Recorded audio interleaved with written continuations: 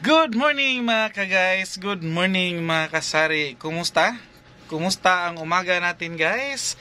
Ang araw ngayon is Miyerkules no? Miyerkules po, kung hindi nagkakamali si Kuya AJ.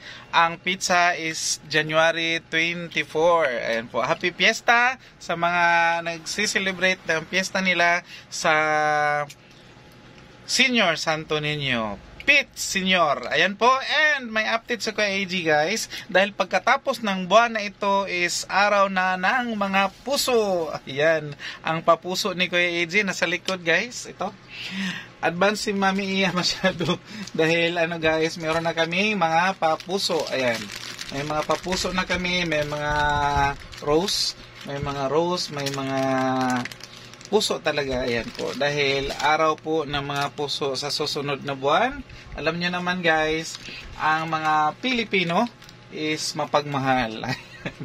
Mapagmahal at mayroon pa dito sa taas. Idea lang ito guys, kung gusto nyo magbenta at makasabay sa trending, sa uso. Next month is araw ng mga puso. So, nakaprepare na po kami. Itong rose na to, isang bundle, isang pack nito guys, is mura lang. Kaya benta lang din namin ito ng mura. Tag 20 pesos ang isa. So, ito yon siya. Ito yon. Ayan. Maganda po siya guys, pang regalo sa mga kaibigan, sa school, malakas ito sa school. Shout out muna pala guys, speaking of school, si Ate GB kasi, GB TV from Cebu is, malapit sa school. Ayan, so, tumpak na tumpak sa kanya, itong pabintang mga ganito, and ang t-shirt din ni Kuya AJ is GB, Ate GB. Ayan, shout out Ate GB. Good morning from Cebu. Ayan. Magaling si Ate GB magbigay ng mga advices, business tips, at saka marami siyang followers. Ayan, so balik tayo sa ating pa-Valentine's.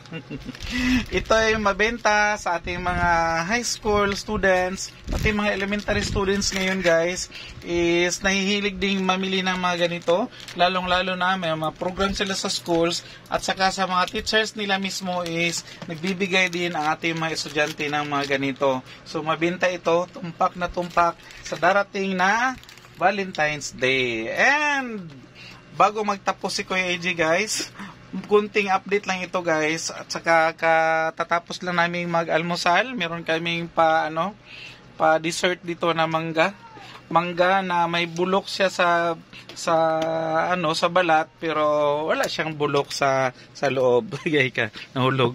Pero ang na lang yun guys, ang balat niya na lang yun nahulog. So mayroon pang isang may laman. Ang share ko yon dahil naghati kami ni Mami Iya. And kahit na lang pinapapak ni Mami Iya dito guys, nagpapak din siya ng mani na hilaw. Yung bagong harvest na mani, pinakapaborito niya yon. Ayan po. And dito tayo guys sa aking mga pabentang mga gulay. Ayan po. Paubos na yung mga gulay ni Kuya AJ, and need na naman sigurong magpunta sa palengke at saka mamili. Pero meron pa naman tayo mga tuyo, bagong mga tuyo natin guys, katatapos lang, kauubos ko lang pala i-repack yung mga naiwang hindi pa na-repack. So ayan pa, may mga against the light siya. And meron pa tayong itlog dahil siguro akong makakuha ng itlog kahapon kahit galing sa Kuya AJ sa lakad. Marami akong nilakad kahapon. Namili ako ng siumay, and speaking of siumay, punta pala tayo sa siumay guys. Dahil ilang beses ako nagpunta sa bilihan ng siumay, mga 2 beses ako nagpunta, walang stocks kasi out of stock, and kung meron man, hindi ko siya matimingan na pagpunta ko andoon dahil ubos. Best seller po kasi itong mga siumay nila. So kung magpunta ka doon na wala sa oras, at saka hindi mo alam kung anong oras or anong araw available ang kanilang siumay, is wala, luhaan kang uuwi sa bahay mo. Ayan, ito may mga bago din pala ang kanilang packaging guys, pero same dim sum brand pa rin ang ating siumay, masarap at saka mabenta. So ito, 2 beses akong nagpunta doon na wala talagang stock. So minabuti ko ng tanungin kung anong oras talaga or anong araw talaga darating yung kanilang mga bagong stocks. And sabi ng mga ano doon guys, mga sales lady, yung mga staff doon, na every Tuesday pala ang dating ng kanilang mga minsan lang kasi si Kuya AG guys magpagpunta doon na walang stocks, dahil every time magpunta ako meron naman talaga. So ngayon parang ang lakas siguro ng bintahan dahil ubos yung stocks nila palagi. So nakakuha ako ng isang box. Ang isang box pala nito is ang laman, 20 packs na ganito, 60 pieces na siomai. Pork siomai po ang pinakamabenta dito sa amin. Actually, may nagbayad na dito sa amin na namili ganito, pero hindi ko pa na-serve.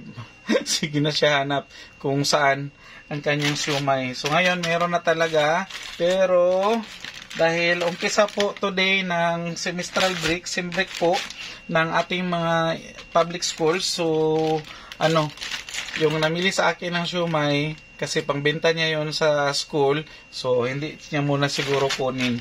Baka after 1 week po kasi yung kanilang semestral break. So next week pa niya makukuha yung kanyang siomai. Pero available na po yung ating siomai na Dim Sum Factory siomai, the original siomai, and yung best seller na siomai dito sa amin. Iwan sa inyo guys kung ano din yung mabentang siomai sa inyo.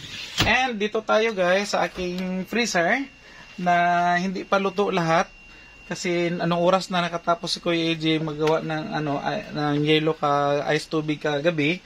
So natapos ako mga 11:30 ako natapos magawa. Ayan, 10, 20, 30, 40, 50, 60, 70 7 kasi ito, 7 tawag nito layers. So 7 yung 70 ang nagawa ni Kuya AJ, additional pa doon sa loob namin yung isang namin ref doon na may laman din yung mga 20 piraso siguro na ice.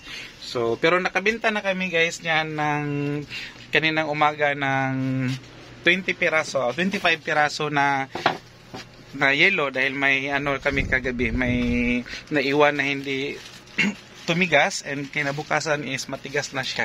So yun po ang konting update ni Kuya AJ, and advance happy Valentine sa inyong lahat. And that's all na lang muna for today. Bye-bye! Bye-bye for now.